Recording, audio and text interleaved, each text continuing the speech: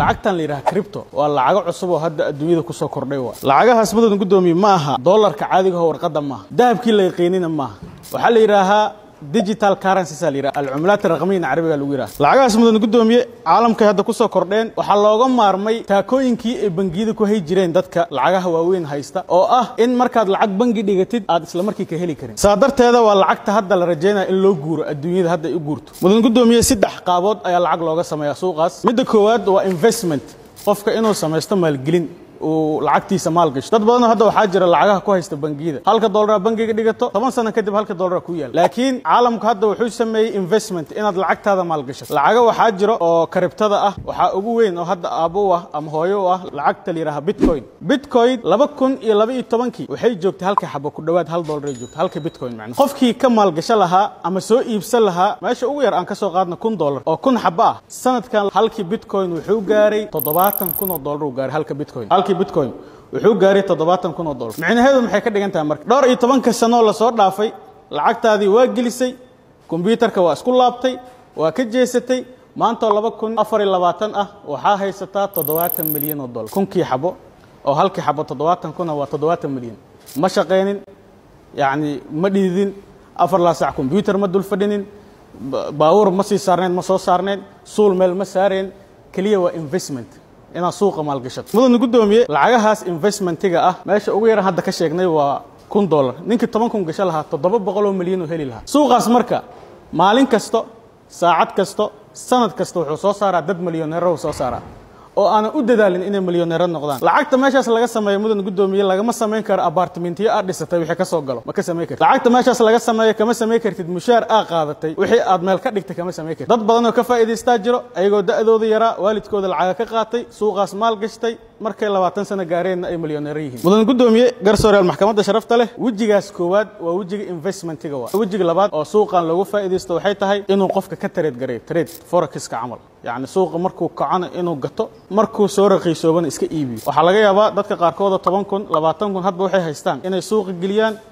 ديلي تريدر الله صبح إنه ساقعه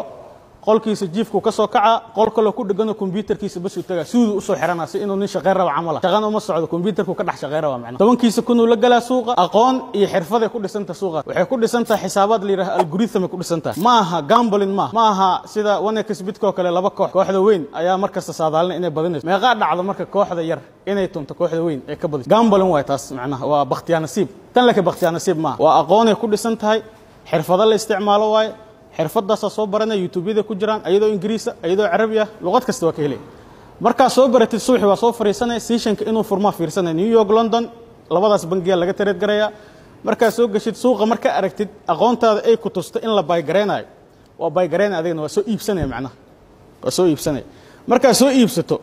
suuqi uu dhaqaaqa bangiyada caalamka iibsanayo tareenka socda dhinac ka raacay adoo $1 wadatay iyo wax ka yar faa'iidadaada markuu ku gaaro marka xaddi waa kala bixi waa iska iibinay farqiga marka faa'iidada waxay tahay intaad gelisay iyo inta uu kacay markii la kala jaro faa'iidada intaas waa diiniyan xaraan ma aha tusaale ahaan baawura ka soo iibsatay Dubai $5,000 ku soo iibsatay xamara keentay 5,000 ma joogay 10,000 laga siinaa markii la kala jaro marka فائدة ماشاس كسب بحث سوى فائدة أذيك على ذا وتريد واي وأنا يعني البيع والشراء وجهة سد حد مدن قدومي ووجهة حد كيس كان له تاجية وصرفات أفكر إنه كسر في العقد وحاجرته ضد بدن وملايين هيستو الدنيا ذي جو لكن أنا لسفر كريم أنا سوق هذه كريم وحمر لي ما كريم العقد لما أقوله صادرت هذا العقد وقبنا تصالحان دبي جوكتا هالملينا هيستا العقد وقبنا درهم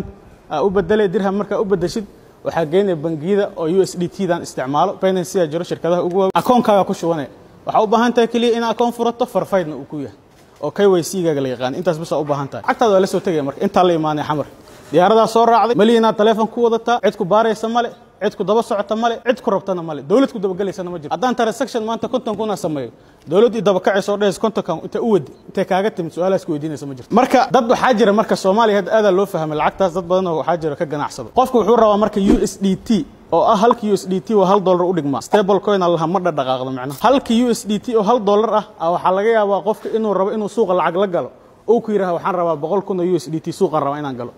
ma helaya marka xamar uu jooga adaa ka saacidaysid 100,000 waalidkiisa ugu diray asiga lacagtu hay kaash ahaan bangigaaga caadiga Salaam Bank ama wuxuu kugu diraa Premier Bank lacagtaadi caadiga USDT maxaa haysataa ayadoo caadi ah akoonkaaga kugu jirta saasay tahayna waxa saaranay lacag sarifaada oo $100 $3 $4 faa'iidana waa haysataa lacagtaada originalkana waa haysataa